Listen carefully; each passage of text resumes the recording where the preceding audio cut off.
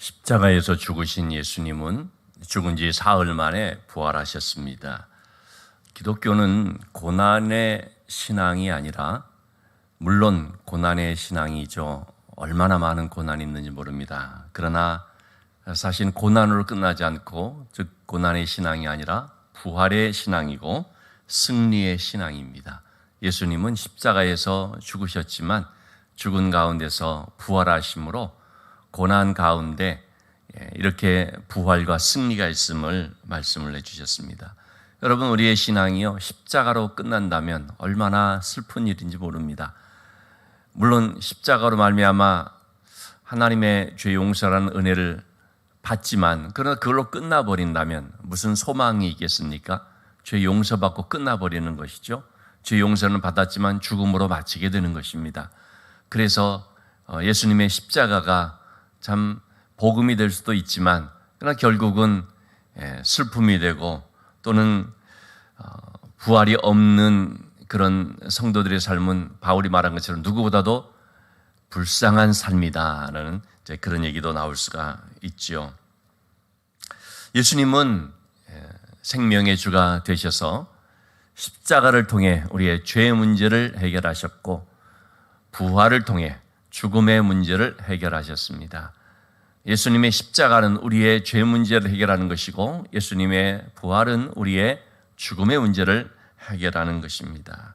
자, 주님께서 부활하셨을 때 무덤을 찾은 여인들이 오늘 본문에 나오고 있습니다.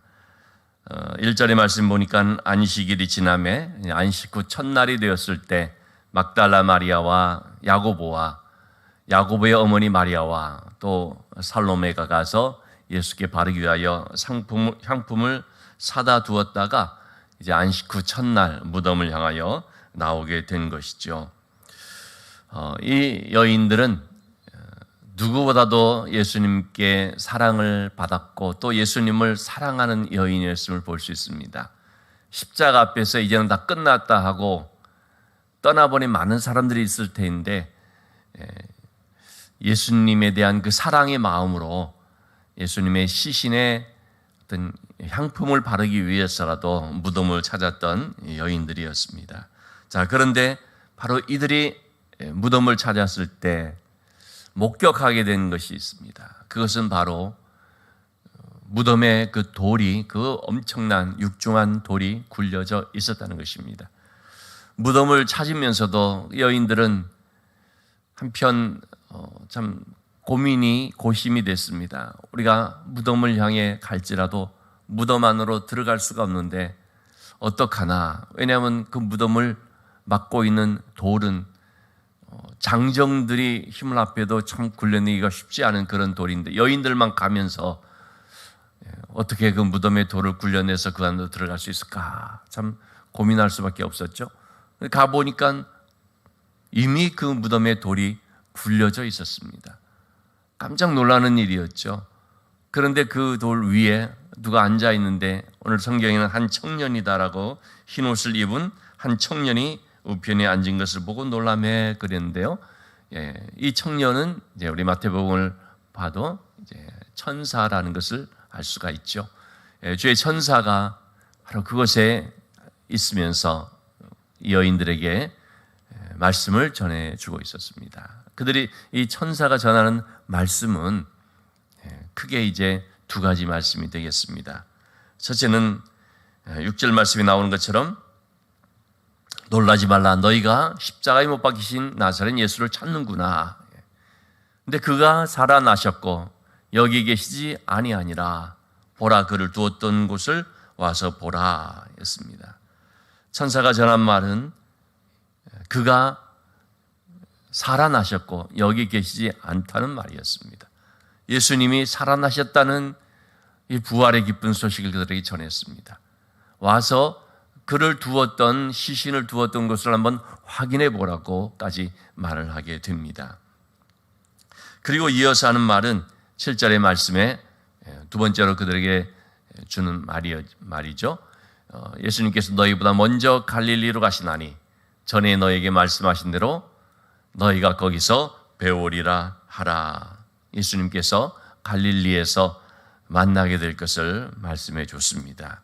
예수님이 부활하셨고 여기 계시지 않고 전에 얘기했던 대로 갈릴리에서 너희를 보게 될 것이다. 참으로 여기서 보면은 우리 7절 말씀에 나오는 것처럼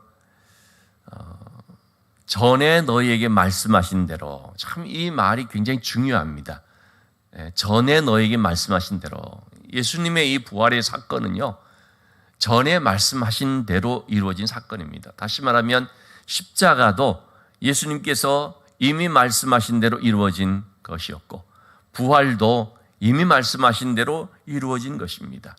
어쩌다가 십자가로 죽게 된 것도 아니고, 또 어쩌다가 부활하신 것도 아니고, 말씀하신 대로 성취된 사건이라는 거죠.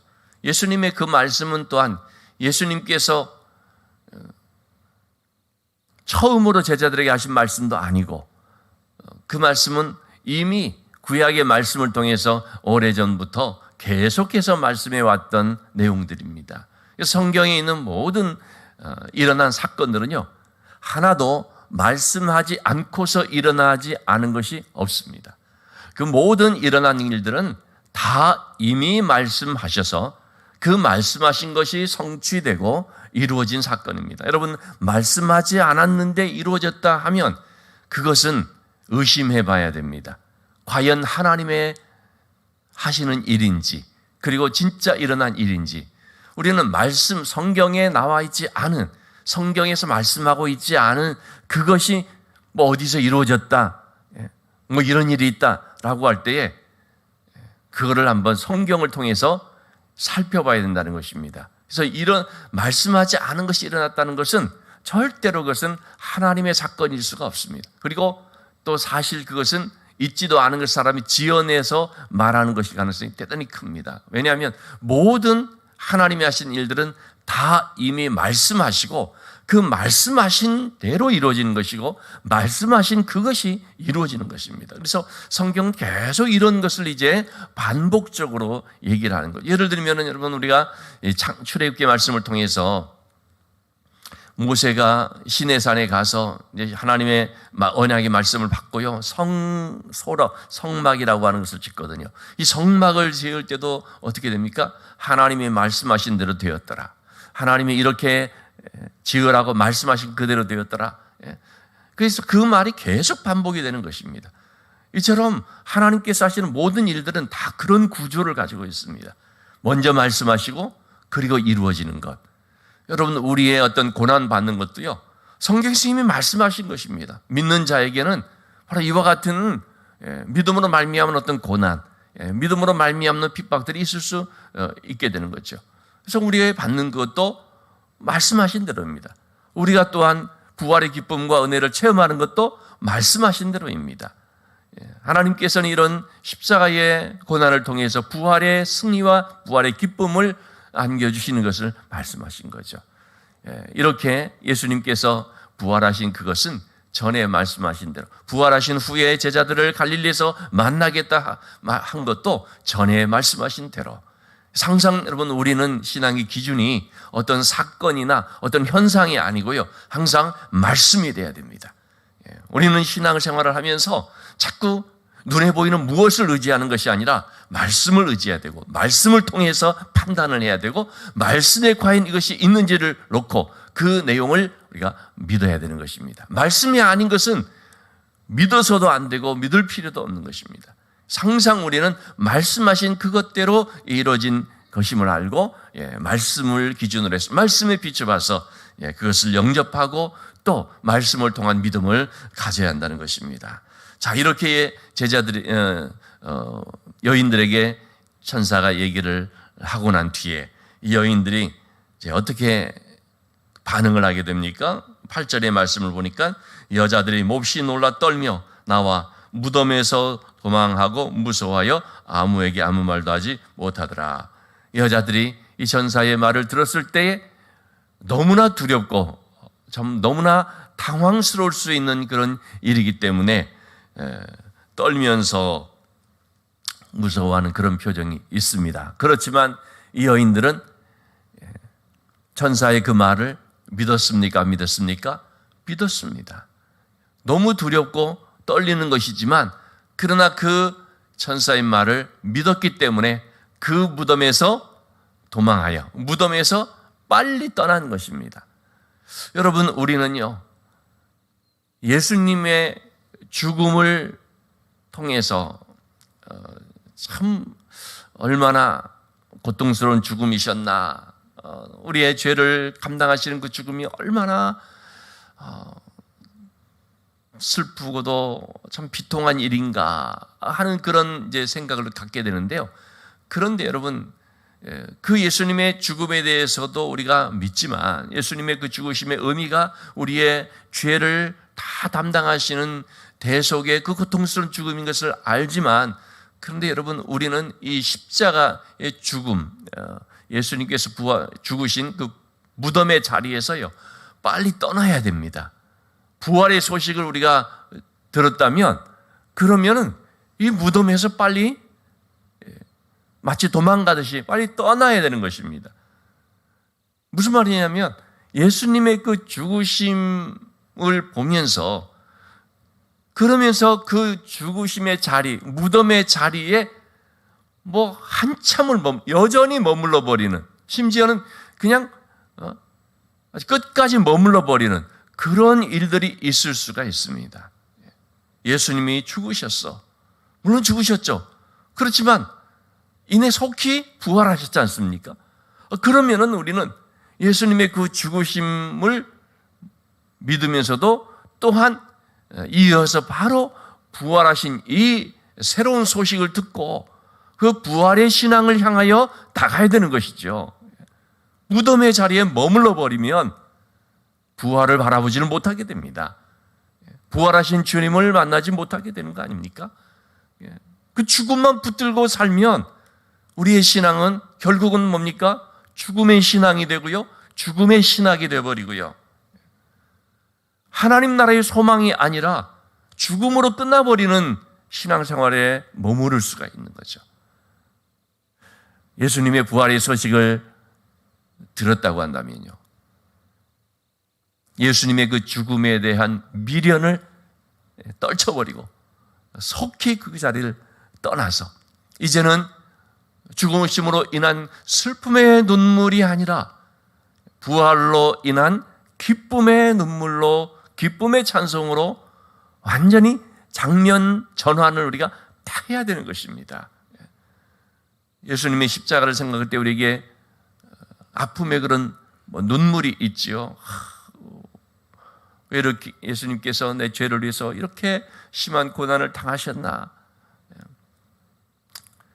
십자가를 바라볼 때 너무나 마음이 찢어지는 아픔이 있다. 물론 그런 마음은 당연한 것입니다.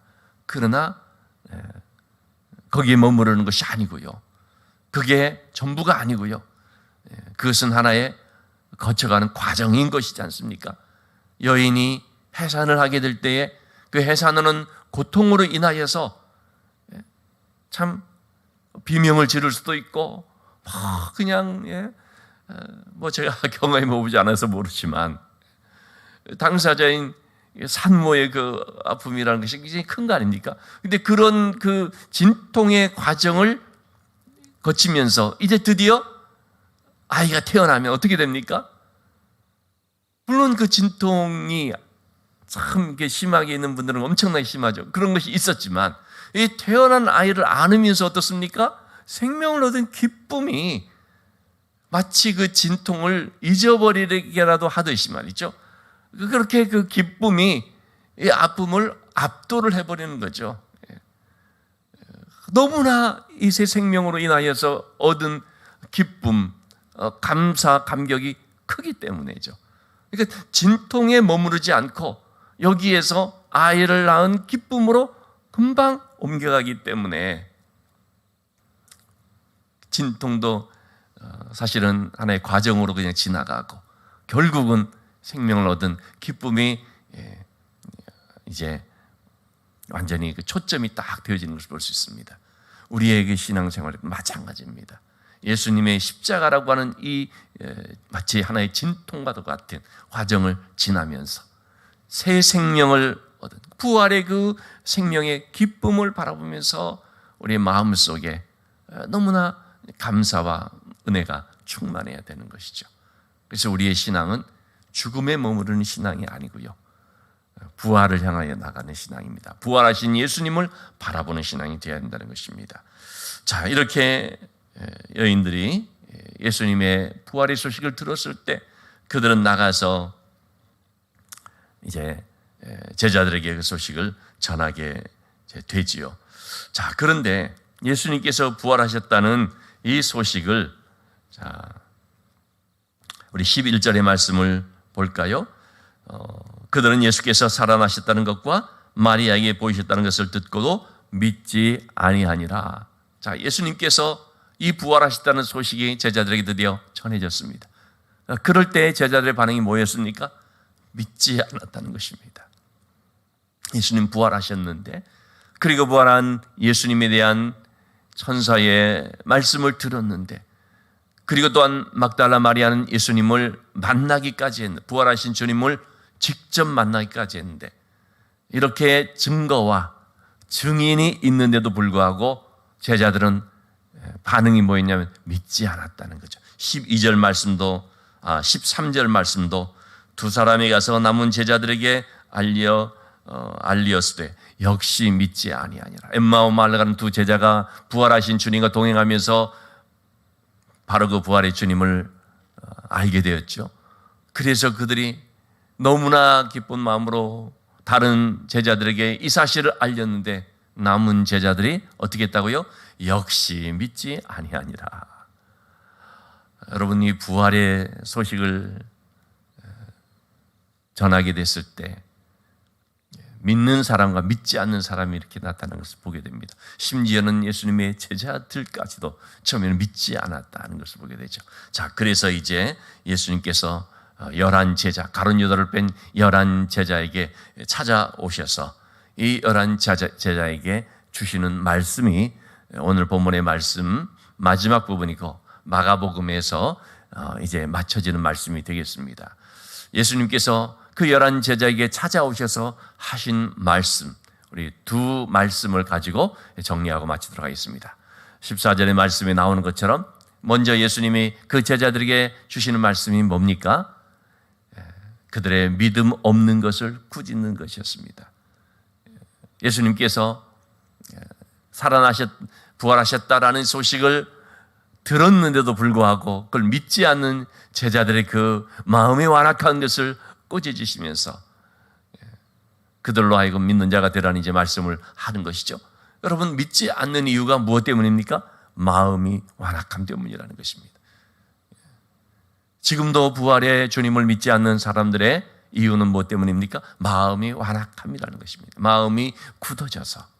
여러분이 마음이 굳어지게 되면요, 증거를 보여줘도 믿지 않습니다. 아무리 많은 증인이 있어도 믿지 않습니다. 제가 요즘 현대 신학자들의 헛발질이라고 하는 책을 좀 보는데, 거기 이제 그런 내용들이 있는 것입니다. 부활을 믿지 못한다는 현대 과학자들, 그들에 대해서 신학자요 과학자인 크리스천, 이제 예수 믿는 이런 분들이 이제 각종 증거들을 제시하는 거죠. 예수님의 부활에 대해서 충분히 믿을 수 있는, 현대 과학으로도 얼마든지 얘기할 수 있는 그런 증거들, 많은 증거들 있거든요.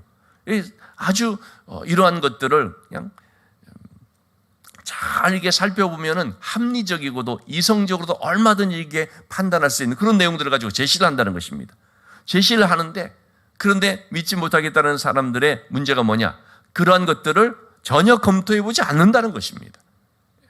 여러분, 과학자라고 하면 어떤 사실에 대해서 뭐 증거라든지 어떤 그 부분에 대해 논의하게 되는 것들이 있으면은 살펴보는 것이 그게 과학자로서의 바른 자세가 아니겠습니까? 그런 다른 모든 것들은 과학적으로 연구한다 뭐한다 하면서요, 예수님의 부활에 대한 이런 부분에 대해 성경의 말씀이 사실성에 대해서 제시를 하면은 그것은 진지하게 살펴볼 그런 것 없이 무조건 그냥 무시를 해버리고 또는 간과해버리고 거들떠 보지도 않고 그러더라는 거죠. 그러니까 너무나 답답한 마음이 이기라는 것입니다. 이 사람들은 과학자라고 하면서 전혀 과학적으로 살펴보지도 않는 그런 사람들이다. 그러면서 이제 예수님의 부활에 대해서 또 성경의 말씀의 사실성에 대해서 얘기를 하는데요. 여러분 왜 그런 거 쳐다보지도 않고 살펴보지도 않습니까? 마음의 완악함 때문인 것이죠. 자, 예수님 그래서 먼저 그 마음의 완악한 것을 꾸짖으시면서 믿는 자가 되라 말씀하고 있는 것입니다. 제자들에게 주시는 두 번째 말씀은 15절의 말씀입니다. 또 이르시되 너희는 온 천하에 다니며 만민에게 복음을 전파하라 하는 것입니다. 먼저 믿는 자가 되라. 두 번째 주신 말씀 뭡니까? 바로 이 복음을 전파하는 자가 되라 하는 거죠. 그럼 여기서 말하는 온 천하에 다니면서 만민에게 복음을 전파하라 할 때 이 복음이 뭘까요? 바로 이 복음은 예수 그리스도의 부활입니다. 복음은 예수 그리스도의 십자가와 부활이죠. 특별히 부활에 대한 말씀입니다.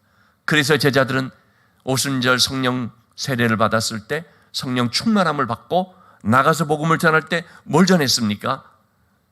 너희가 예수 그리스도를 십자가에 못 박아 죽였다. 하나님이 다시 살리셨다. 그리고 우리는 이 일의 증인이라. 예수님의 부활을 전합니다. 그리고 자신들은 증인인 것을 분명히 얘기를 합니다. 예수님께서 제자들에게 만민에게 가서 복음을 전파하라는 것은 너희가 부활의 복음을 전하고 너희가 부활의 증인이 되라 하는 말씀입니다. 이렇게 말씀을 전할 때 바로 믿는 자들이 있죠. 16절의 말씀입니다. 믿고 세례를 받는 사람은 구원을 얻을 것이요 믿지 않는 사람은 정죄를 받으리라. 이렇게 복음을 전할 때 믿는 자가 있습니다. 믿는 자에게 어떤 축복이 있습니까? 구원을 받습니다. 믿는 자와 믿지 않는 자들이 있게 되거든요. 그런 믿는 자들에게는 반드시 구원의 은혜가 임하게 됩니다. 우리가 왜 복음을 전합니까? 그것을 믿는 자에게 구원의 은혜가 임하기 때문입니다. 주 예수를 믿으라. 그리하면 너와 내 집이 구원을 얻으리라. 이렇게 우리는 주님께로부터 받은 사명이 있는데 복음을 전하는 것입니다. 부활의 주님을 증거하는 것입니다. 그래서 이 말씀을 듣는 자들 가운데 믿는 자들은 놀라운 구원의 역사가 나타나게 되는 거죠. 자, 그러면서 또한 믿는 자들에게 주시는 표적 17절의 말씀 보니까 믿는 자들에게는 이런 표적이 따르리니 곧 그들이 내 이름으로 귀신을 쫓아내며 새 방언을 말하며 18절 말씀에 뱀을 집어올리며 무슨 독을 마실지라도 해를 받지 아니하며 병든 사람에게 손을 얹은 즉 나으리라. 여러분 이 17절 18절의 말씀은요 말씀을 전하는 자에게 주시는 축복이 아니고 믿는 자에게 주시는 축복이라는 사실을 기억해야 됩니다. 상당히 많은 사람들이 오해를 하거든요.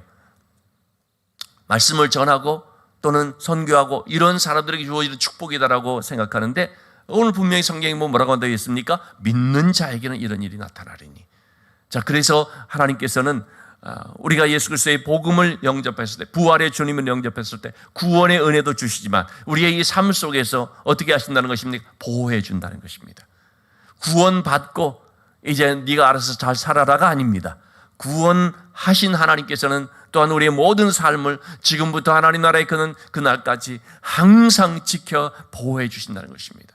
어떤 독을 마셨, 즉 독이라고 하는 우리를 해롭게 하는 그런 모든 것들로부터, 우리를 힘들게 하는 상황들로부터, 우리를 대적하는 어떤 악한 사탄의 그런 역사들로부터 이렇게 하나님께서 보호해 주시는 표적이 나타나리라. 여러분 표적이라는 것은 다른 게 아닙니다. 하나님이 우리를 지켜 보호해 주시는 이것이 바로 믿는 자에게 나타나는 표적, 하나님이 함께 하신다는 사인인 것이죠. 표적이라 말할 때는 것은 하나님께서 행하시는 놀라운 그런 사인을 보여주는 거거든요. 자, 그런 점에 있어서 결국 성경이 우리에게 말씀하시고자 하는 것은 뭐겠습니까? 믿는 자가 되라는 것입니다. 믿는 자가 되라. 믿는 자가 바로 구원의 은혜를 입고 하나님의 돌보심을 입게 된다는 것입니다. 자, 여러분 그래서 우리가 믿는 자가 되고 그리고 이어서 전하는 자가 되어야 할 줄로 믿습니다.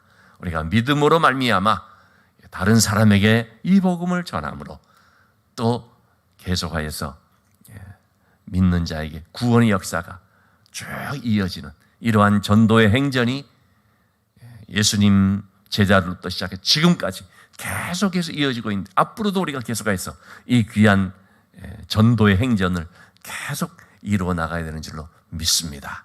부활의 주님이 오늘도 우리와 함께 하셔서 임마누엘로 세상 끝날까지 내가 너희와 함께하리라 말씀하신 대로 늘 우리와 동행하시고, 특별히 귀한 사명을 감당하고자 할 때마다 참 그 사명을 통해서 영광을 받게 되는 줄로 믿습니다. 우리 개인이, 우리 교회가 이러한 믿음의 교회요, 또 귀한 부활의 복음을 잘 증거함으로 하나님께 영광 돌리는 교회가 될 수 있기를 주님의 이름으로 축원합니다.